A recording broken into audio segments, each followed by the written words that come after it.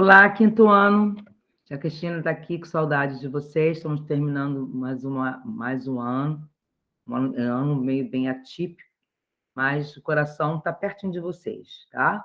Vamos passar para a história. Nós vamos falar sobre a resistência da ditadura, tá? Estamos finalizando o nosso livro de história na parte de história, na página 266, onde vamos prestar atenção aqui. Nós estamos falando da ditadura militar ainda, né? Então, temos aqui a manifestação. Houve várias manifestações. Uma dessas manifestações ficou chamada como Passeata dos 100 mil, que foi mobilizado por milhares de pessoas contra a ditadura. Após esse ano, houve um aumento da violência, da repressão contra os opositores do regime militar. Quem foram os que participaram dessa marcha aí, praticamente, foram formados grande parte por estudantes, operários, camponeses. Então, eles realizaram diversas ações, até de guerrilha, porque guerras assim, eles sequestravam embaixadores em troca das pessoas que estavam sofrendo repressão, que estavam presos. Então, foi uma época de muita violência contra as pessoas que faziam oposição à ditadura militar. Bom, a resistência e produção cultural. Outro tipo de resistência realizado nesse período foi a cultural. Cultural, porque diante de tanta arbitrariedade, que é o uso errado de governar, de mandar, cometidas pelos militares, diversos artistas, como músicos, escritores, atores, cartunistas e artistas plásticos, tornaram-se, então, cada vez mais engajados politicamente. Dessa maneira, durante o período da ditadura militar, houve uma intensa produção de conteúdos artísticos que denunciavam a violência e a opressão praticada pelo governo. Porém, diante do controle do regime aos meios de comunicação, os artistas tinham de ser muito criativos para poder usar, para que suas obras não fossem censuradas, principalmente músicas.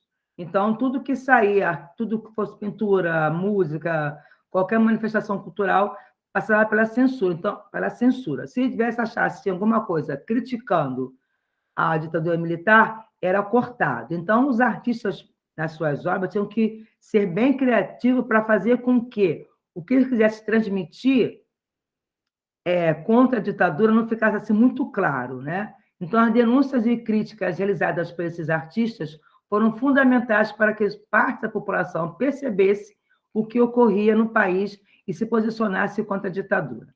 Temos aqui, então, os artistas, atores protestando contra a ditadura, censura imposta pelo regime militar no Teatro Municipal, na cidade de São Paulo. Tem liberdade para o teatro, contra a censura pela cultura. Tá? Então, eles eram muito corajosos. Bom, a liberdade de expressão é o direito que todas as pessoas têm de expressar livremente seus pensamentos e opiniões sem sofrer qualquer tipo de repressão por causa disso. Então, é fundamental para que as pessoas possam viver em uma sociedade mais justa e tolerante. A 368, temos resistência em música durante a ditadura. Muitos músicos brasileiros também fizeram oposição ao regime militar. Chico Buarque e Geraldo Vandré, por exemplo, usaram suas canções para denunciar o que estava ocorrendo no país.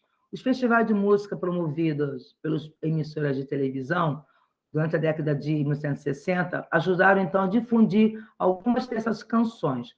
Porém, vários músicos foram censurados, perseguidos, infelizmente, durante a ditadura, e alguns deles, inclusive, foram presos. Um dos músicos que mais tiveram problema com a censura foi o Chico Buarque. Hoje ele está vivo ainda, que compôs diversas músicas que criticavam o regime militar. Vamos ler um trecho dessa canção chamada Apesar de Você. Então, ele fala: hoje você é quem manda. Falou, está falado, não tem discussão. A minha gente hoje anda falando de lado e olhando para o chão. Então, nós estamos falando, né, essa crítica ao regime militar, né? Hoje é você quem manda, né? Ditadura militar. Mas não estava assim bem claro, não dizia o nome. Então, a censura acabou aprovando. Então, o tropicalismo foi um dos movimentos musicais de maior destaque nesse período. porque essas questões, entre outras questões, os membros desse movimento, como Gilberto Gil, Caetano Veloso, reivindicavam maior liberdade de expressão. Inclusive, Gilberto Gil, né, foi eleito novo membro da Academia Brasileira de Letras, como Fernanda Montenegro, artistas que também fazem parte da cultura. Bom, aqui tem outra música, canção também, no período da ditadura, só que compositor Gonzaguinha, foi um dos mais perseguidos também. Aqui ele fala, essa música a gente quer viver pelo direito, a gente quer ter todo o respeito, a gente quer viver uma nação, a gente quer ser um cidadão. Então, também falando, vamos sublinhar nessa canção, quais são as reivindicações citadas pelo artista. Então, ele fala, viver pelo direito, ter todo o respeito, viver uma nação e ser um cidadão. São os direitos que ele reivindica na música. Que aspectos da ditadura militar foram criticados pelo autor da canção? Então, é a liberdade que limitavam os brasileiros, né? A liberdade de viver, liberdade que eles queriam respeito e liberdade de expressar o que estava pensando. Em sua opinião, qual a importância dos artistas denunciarem o que ocorria no país durante a ditadura militar? Como eles tinham esse direito, a opinião deles era muito importante, contava, então era de grande importância eles anunciarem o que estava acontecendo no Brasil, denunciar, ou na música, ou na pintura, né? Principalmente na música, de fundamental para conseguir transmitir informações sem ter problemas com a censura. Foi muito importante. 270. Na 270, nós temos aqui transição para a democracia. No final da década de 1970, teve início uma crise econômica no Brasil. Altas taxas de inflação, o aumento de desemprego e os baixos salários contribuíram para que a imagem do governo militar fosse desgastada. Além disso, a população estava descontente com a repressão do regime e foi responsável pela tortura, pelo desaparecimento de muitas pessoas. Assim, recomeçaram umas mobilizações populares contra a ditadura e em defesa da democracia. Ao perceber a força, as pessoas foram se unindo. Ao perceber a força dessas manifestações diante de um governo já desgastado pela crise econômica e social, os militares então iniciaram um processo de abertura política. Como começou? Entre 1978 e 1979, o processo de abertura política e consolidação foi consolidado, foi admitido, então. Ao longo desses anos, anula-se o AI-5, acaba com o AI-5, suspende-se a censura, assim como é decretada a anistia aos presos políticos. O que foi isso? A lei da anistia. A lei da anistia foi aprovada em 1979. O que é isso? Concedeu a absolvição dos presos exilados da ditadura militar, possibilitando, então, que eles retornassem aos seus lares. Apagou tudo que tinha feito de errado. No entanto, gerou discussões, pois nem todos os punidos foram anistiados. Por outro lado, a lei anistiou muitas pessoas que praticaram crimes de tortura e de assassinato no período. Direta já. Com o fim da censura nos meios de comunicação, a população passou, então, a ter acesso a notícias sobre aspectos negativos da ditadura militar, aumentando, então, o número de opositores ao regime. Além disso, com a permissão da criação de novos partidos políticos, em 1979, muitos políticos contrários ao governo organizaram, então, uma campanha por eleições diretas para a presidência da República. Bom, essa campanha foi conhecida como Direta Já, e recebeu o apoio de milhões de brasileiros que pediam, então, o fim da ditadura e a volta da democracia. A campanha pela Direta Já alcançou diversos setores da sociedade brasileira. Então, em 1984, centenas de milhares de pessoas em manifestações espalhadas por todo o país reuniam as pessoas manifestando.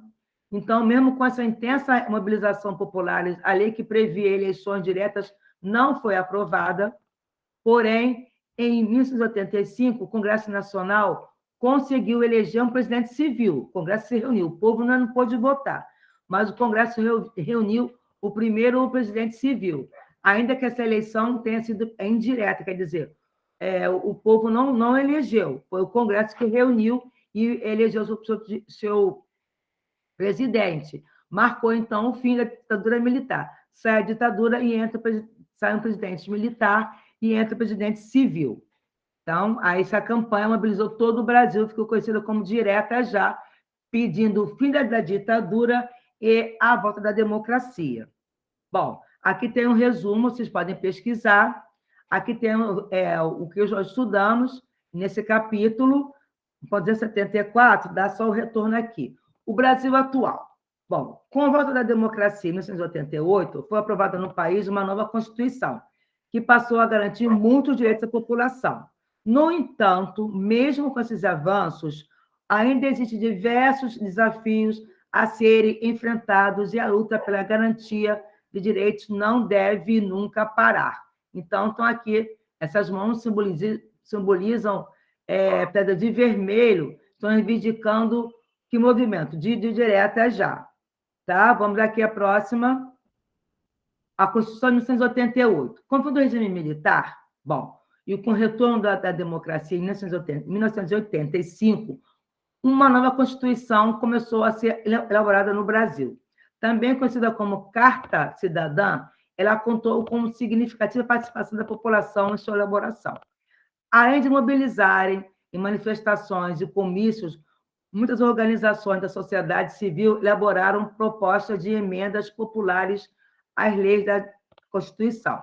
O documento final foi publicado em 5 de outubro, em minha homenagem, gente, de faço aniversário, em 1988, devolvendo, então, direitos extintos que tinham acabado na ditadura militar, e estabelecendo uma série de leis que garantiram e ampliaram, então, os direitos civis. Mas principais, algumas são: condenação de tortura, foi proibida, condenada, eleições diretas para a presidência da República, liberdade de expressão e de imprensa, os jovens menores de 16 anos e também os analfabetos adquiriram o direito a votar, garantido o direito às terras tradicionais dos povos indígenas, havia demarcação de terras indígenas, criminalização da devastação do meio ambiente, que antes não tinha esse controle, qualificação do racismo como crime grave e inafiançável. O que é isso? Inafiançável. Você é preso, não paga fiança e é solto. Enquanto estiver resolvendo o seu processo, você fica preso. Inafiançável, que não tem como pagar a fiança. E o reconhecimento dos direitos do idoso da criança, que vem o ECA, que é o Estatuto da Criança e do Adolescente, e o Estatuto do Idoso. Começa, então, a fazer parte. Tá bom? Então, vamos ficar, então, por aqui, quer dizer, nas 76, a próxima aula vamos já estar fechando o nosso módulo 4, a próxima aula, e já estudando para a nossa AV8. Tá bom? Então, tá tudo certo, então. Beijos no coração de vocês, continuem se cuidando. Tchau, tchau.